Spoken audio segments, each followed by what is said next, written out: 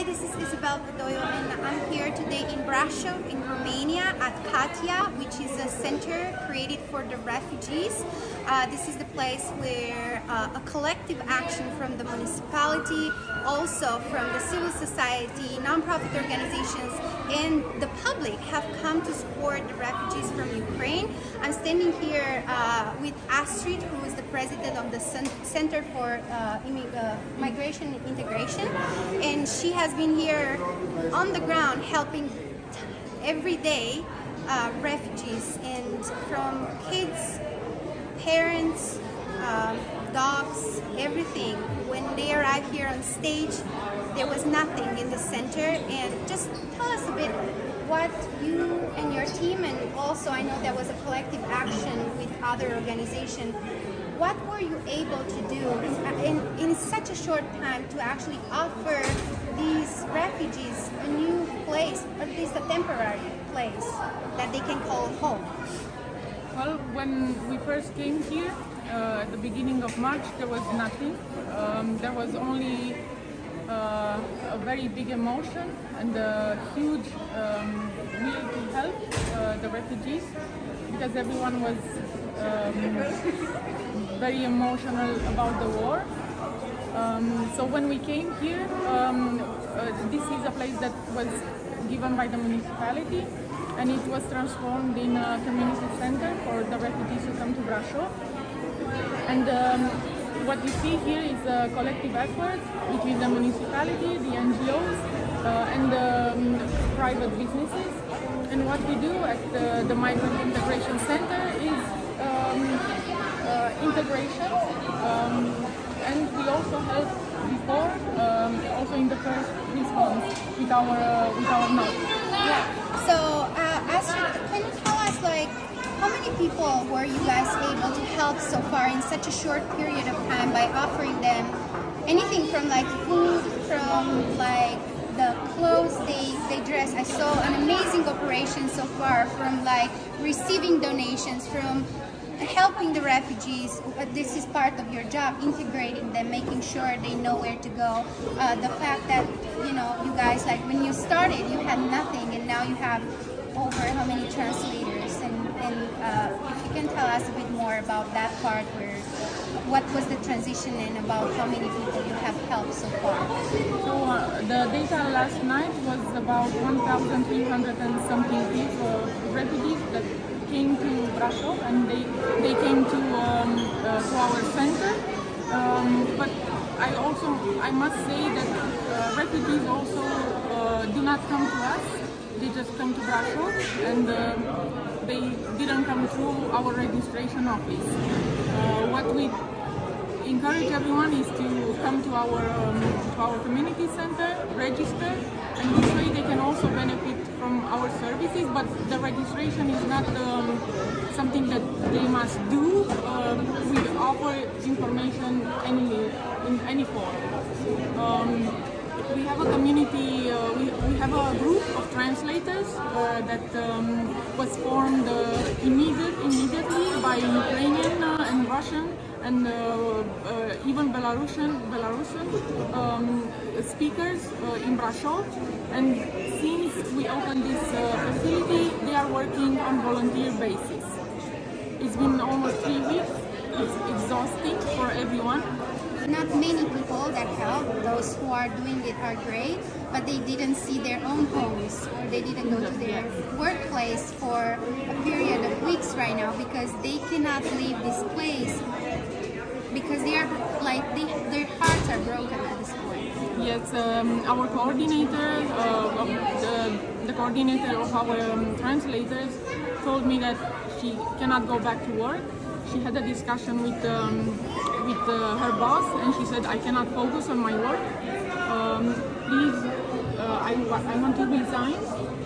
And they said, no, we stop for the moment, and we hope that you can come back, but still the situation is here. So this is the kind of involvement that we are talking about.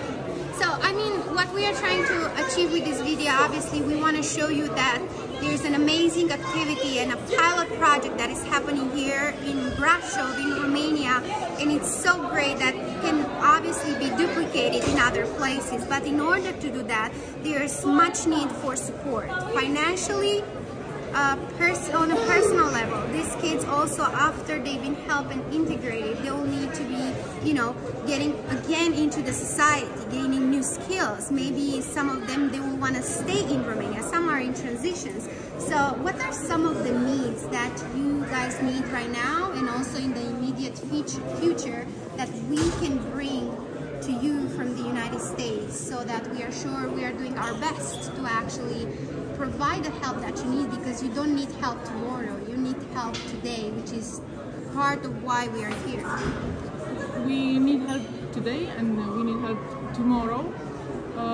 For example, in our Integration Center, we did a special form for the people who come here, just because we anticipated the need of integration.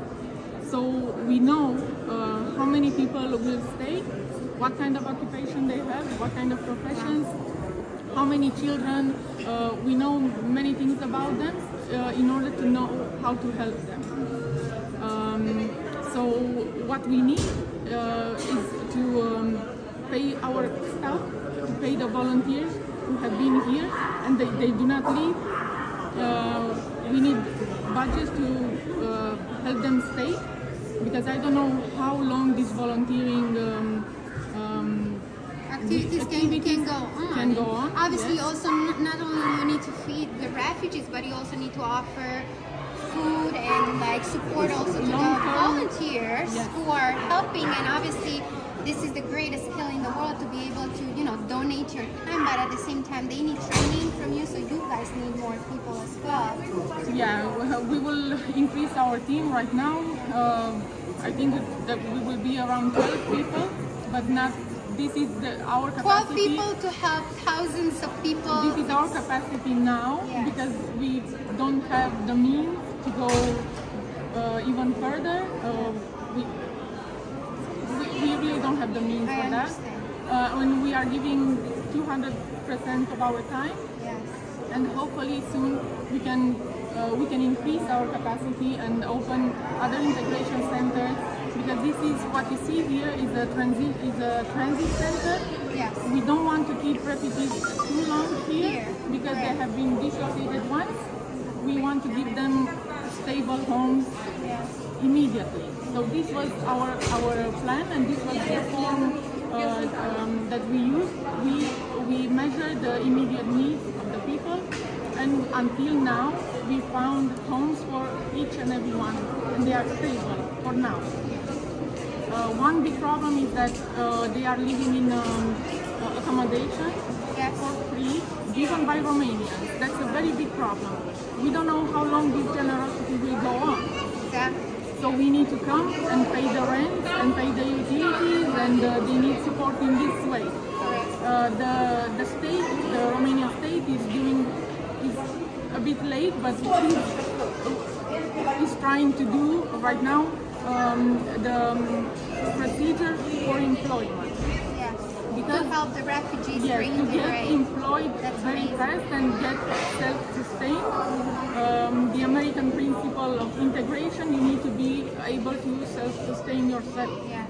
So we are in the process. I believe this week we will get an answer from the government in terms of their employment and how we can employ them. Because amazing. Yeah. And us at U.S. Institute of Diplomacy and Human Rights, that's what we stand for. We provide educational programs, because after you reintegrate and somehow they will need continuous support. And I'm here to offer, that's why I came in person, to offer our full support for you, for the team, and for the collective effort that is here. And it's literally amazing. So thank you so much, Astrid, for what you do. I can't even say congratulations, although it's in order. No needed. I wish I wouldn't. Exactly. But I think one thing that I want to emphasize here is that the great model that was created here at the center with your team, with the team of volunteers here, can be implemented in other places to help refugees right now with the Ukrainian crisis, but everywhere around the globe.